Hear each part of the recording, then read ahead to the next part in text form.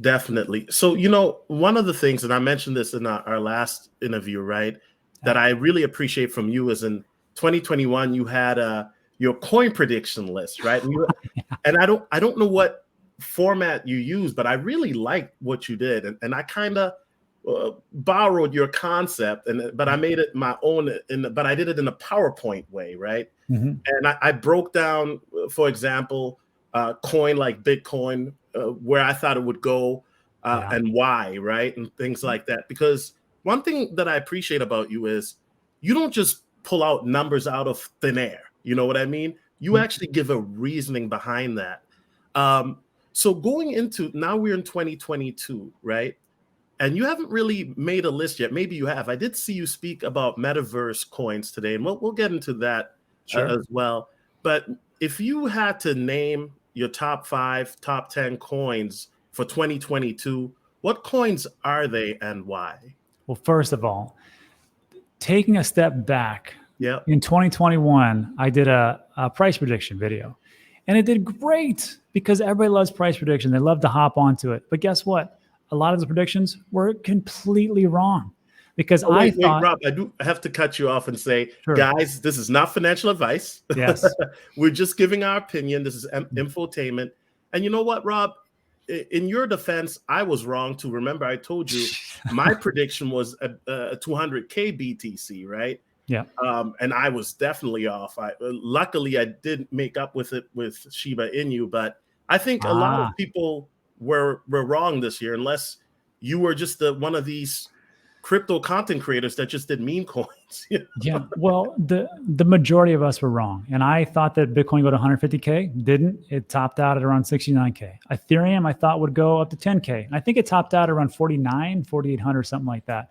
So for those, I got to tell you, didn't work out. But that's why I'm always talking about, I'm going to dollar cost average in, meaning that on a specific point in time, whether that be daily, weekly, or monthly, or quarterly, if you really want to really spread it out, I just buy that crypto. And over time, it works out okay. So like Bitcoin, like in the beginning, I bought it at 8,500, 12,500, 17,000, almost 19,000.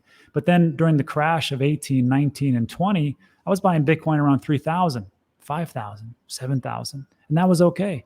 Ethereum, I remember picking up Ethereum one day for like $200. That was like in March of 2020 during the whole pandemic.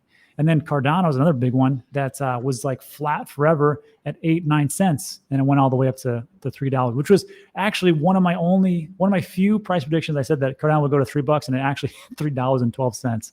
That one and Theta were the pretty good ones. But you gotta understand, like, these are just guesstimates, and nobody's got a crystal ball or is Nostradamus. And they say they're full of it. That definitely.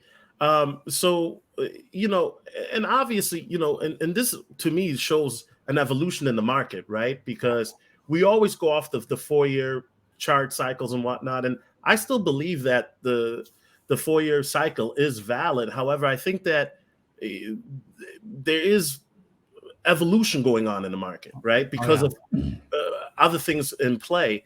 But before we get into that, I do want to finish, because you did mention, okay, Bitcoin and Ethereum. We know those are always going to be in people's top, 5, right? Which other coins? I know you're very bullish on Voyager. Which other coins are you bullish on? And of course, I'm a Theta boy too, so we got that in common as well.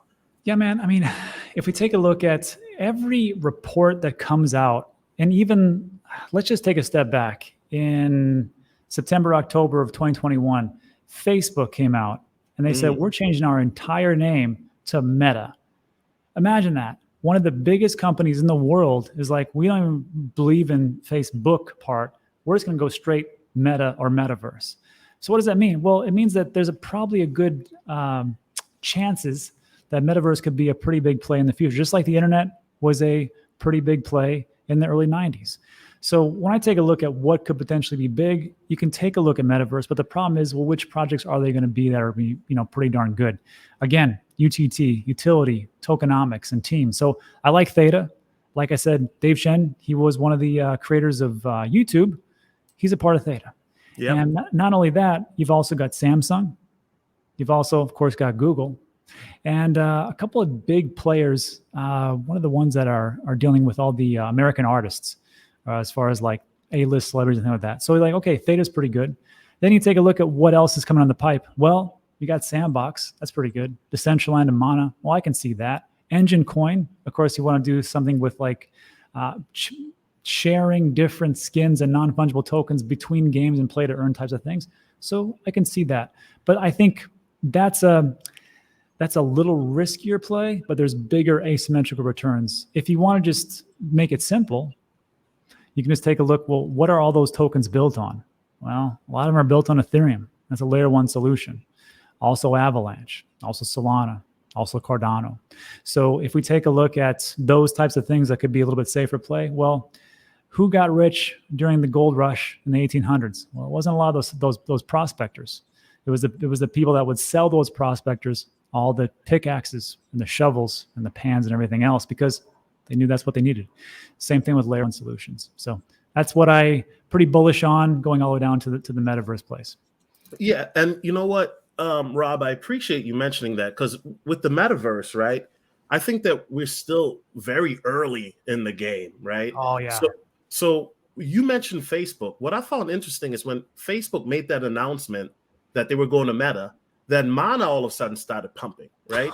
Yeah. Even though Facebook, they don't have a collaboration or anything, it just started to pump, right? And so I'm looking at the metaverse, and I'm looking at coins like Empire Token, for example, which is a NFT platform that deals with interoperability. So they use both Ethereum and Binance Smart Chain, for example, right, where you can mint NFTs. But also they got Solana on board, so you can also use Solana. So I think that Empire Token is going to be a big one because of the fact that we both know that with Ethereum gas fees, they're outrageous right now. They are bad. They are bad, and people always tell me the same thing, like, "Oh, you can't sleep on Ethereum because at some point it's going to be great." I'm like, I don't know, but I mean, it could be. That's why I invest into Ethereum. Definitely. And so looking at it now, hello everybody. I hope you enjoyed that quick exclusive. Want to know more about cryptocurrency? I have my Trendsetter cryptocurrency course for beginners, and it helps you to research potential coins, the history of cryptocurrency, how to exchange it, how to protect it. 21 videos with over 8 hours of content, including content with interviews with my millionaire mentor, along with a 25-year-old millionaire. And this course is not $700, guys, not $500, but it's $99.99. And this course will get you on the path to financial freedom. It will show you how to get into this decentralized space that'll help you live in abundance and more. So hit the link in the description. God bless you. God bless America. And I'm out. Peace. My name came up a lot of sounds. More when I was not around. Certain people that I know, they ain't no longer about. My name came up a lot of sounds. More when I was not around. Certain people that I know, they ain't no longer about. I'm an OG boy. Know that. Dom the Monko.